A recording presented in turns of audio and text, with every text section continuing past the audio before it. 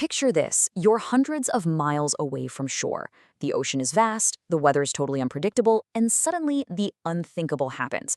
The general emergency alarm absolutely shatters the silence. You literally have mere minutes to act. Well, welcome to today's Explainer, where we're breaking down the official STCW, that's the Standards of Training, Certification, and Watchkeeping Protocols for Ship Abandonment. This is basically the ultimate guide to surviving a maritime emergency, taking that terrifying chaos and transforming it into calculated, life-saving action. Every second matters at sea. It's a sobering reality, isn't it? But it perfectly captures the terrifying nature of maritime disasters. I mean, emergencies don't just wait for convenient moments. A fire can spread like wildfire through machinery spaces, a collision can instantly compromise a vessel's watertight integrity, flooding or foundering, that can force an entire crew to abandon ship without any warning whatsoever. In these hyper-compressed timelines, survival isn't just about having the right gear stowed away somewhere, it's about having the preparation and the sheer discipline to actually use it decisively. Okay, let's dive into this survival roadmap. We'll be walking through a chronological disaster timeline today, starting with the survival mindset, then essential PPE, the abandonment sequence, surviving open water, and finally enhancing chances of rescue. Starting off with Part 1, the survival mindset. So, the really fascinating truth about maritime emergencies is that survival actually begins long before that alarm ever sounds. It's rooted entirely in absolute, constant readiness. Just look at the stark contrast between an untrained reaction and a trained STKW response. In a real emergency, you're dealing with immense stress, pitch darkness, deafening noise, and just pure panic. An untrained mind, it's going to experience impaired judgment for sure. But STKW training and those relentless drills are designed specifically to forge discipline and muscle memory. The whole goal is that when panic tries to take over, your body responds automatically and correctly. You already know your duties, your escape routes, and your muster stations. And trust me, you absolutely need that clear mind, because simply getting off a sinking vessel does not mean you are safe. The threats waiting for you after abandoning ship are severe. We are talking about hypothermia, drowning, exhaustion, dehydration, punishing wind and sea exposure, severe injuries from the evacuation itself, and of course panic. In cold water, your body temperature plummets incredibly fast. Even the strongest swimmers can lose consciousness simply from the cold shock alone. So the very second you are off that ship, the primary mission shifts. You have to conserve heat, conserve energy, and remain visible. Which brings us to Part 2, essential personal protective equipment, the specialized gear designed to keep you alive. Let's start with the most fundamental piece of gear of all, the life jacket. Now, it sounds simple, right? But in a blind panic, simple steps get skipped.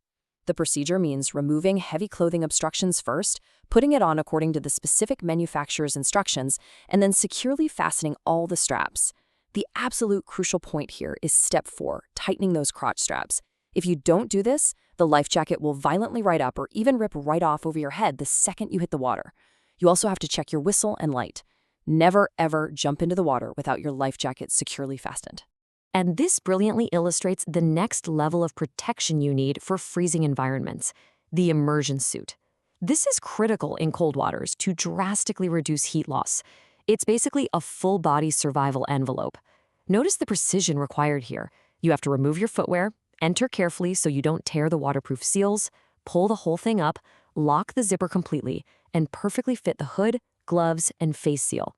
STCU standards actually require seafarers to be able to don this entire suit within a very strict time limit, because when the water is freezing, mastering this quick change act is literally the difference between life and death. Moving right along to Part 3, the abandonment sequence.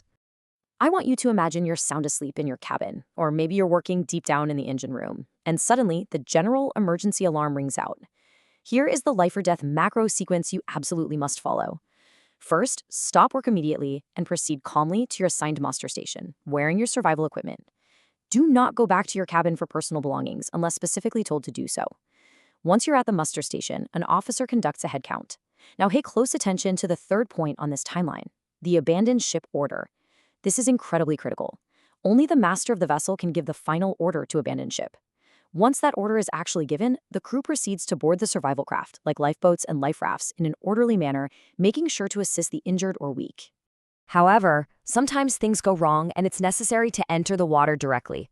We need to rapidly walk through the exact physical posture required to do this safely. First, you check below for fire or debris. Always look before you leap.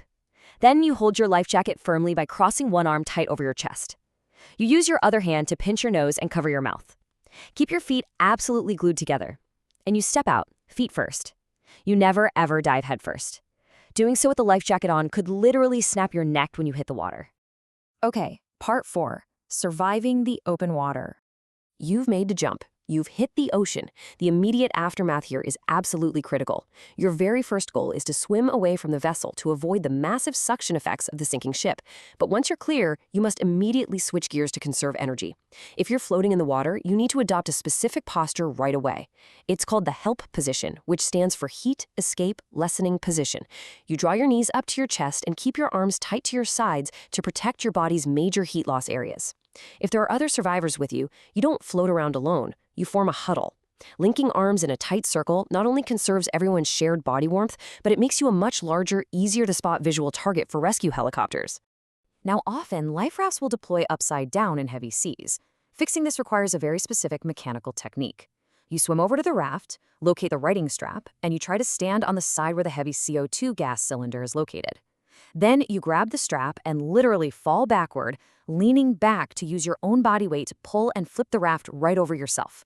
Once it's right side up, you board carefully, immediately conduct a head count, treat any injuries, and securely close the raft's openings to reduce your exposure to the freezing wind.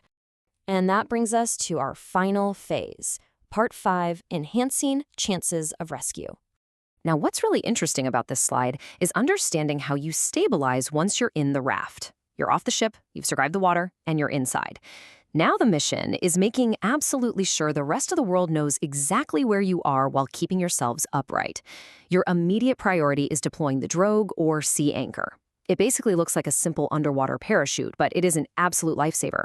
When it's deployed, it catches the water and prevents the raft from drifting aimlessly.